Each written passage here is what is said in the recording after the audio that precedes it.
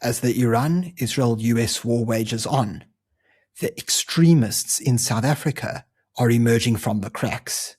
Here's the disturbing issue that's going on.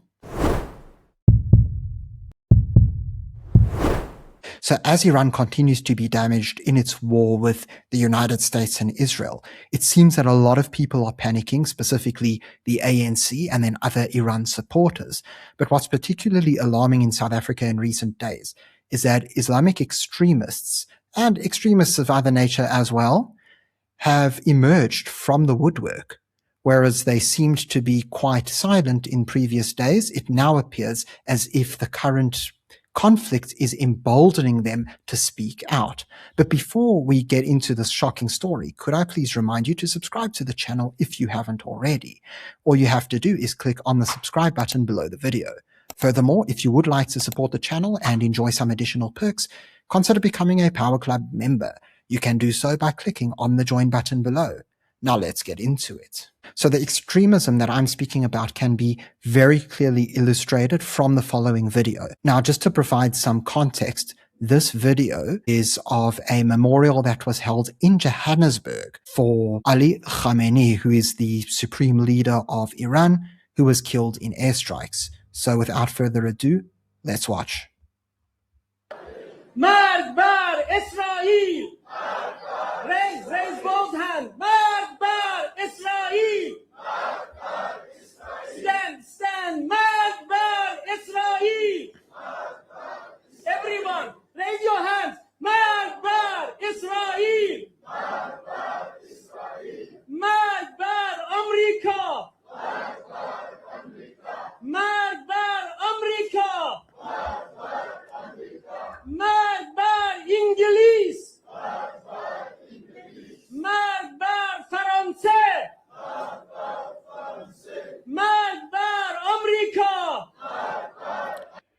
So what you've just witnessed there is a call of death to America, death to Israel, death to the UK, and death to France.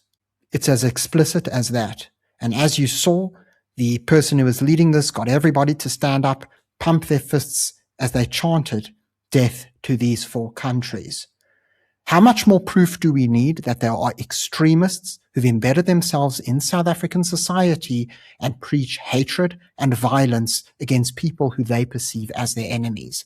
But it doesn't end there. You see, quite a number of different groups have spoken out on the current war, and that includes religious groups. And here's an article explaining what some people had to say. So if we go down to the South African Muslim network, SAMNet, we see here that Faisal Suleiman, who is a representative of theirs, has said, in its 5,000-year history, Iran has never attacked any sovereign nation. In modern history, it has been subjected to US-orchestrated attacks from Iraq, punishing sanctions for the past 30 years.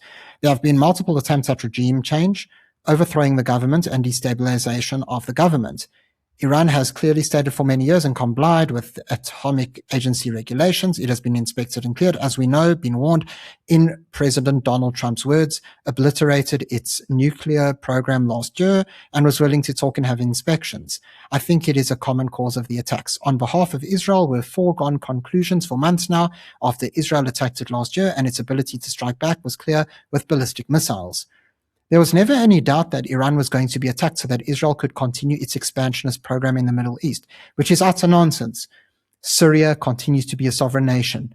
Lebanon, another neighbor of Israel, continues to be a sovereign nation, as does Jordan, as does Egypt. There is no expansionist regime going on. But here, for whatever reason, this person thinks, no, Israel's going to somehow take over Iran, which is thousands of miles away. It's just absolutely ridiculous. But moving on, it says Iran was probably the only deterrent to Israel. Every other justification from Israel and America is another hogwash and should be seen as that it is an unjustified illegal attack on a sovereign nation and sovereign people, which should not come as a surprise given Israel's in particular history of the past 70 years and America's history since World War II, said Suleiman. So I don't quite know how much more explicit that one gets. So now we've seen a video where people are screaming death to America, death to Israel, death to England, death to France.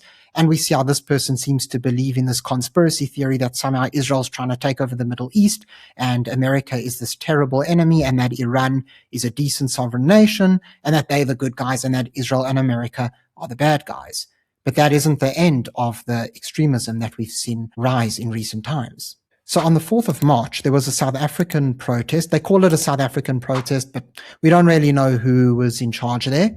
But there was a protest outside the US consulate in Durban in opposition to the war that's going on.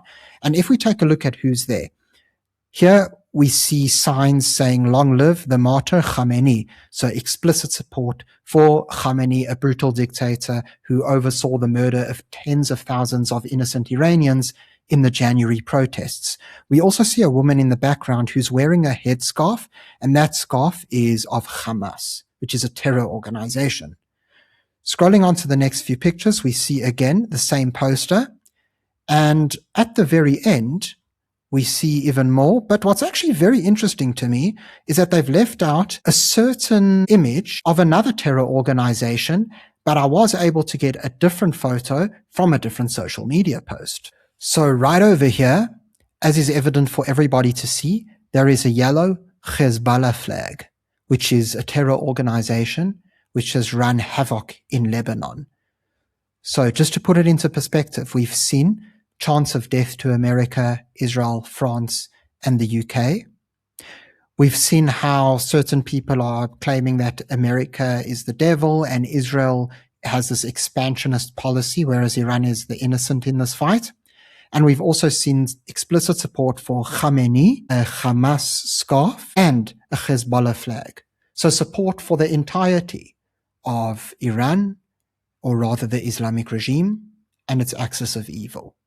Clearly, these people are already in South Africa and their extremism is not stopping. In fact, it's been emboldened by this issue.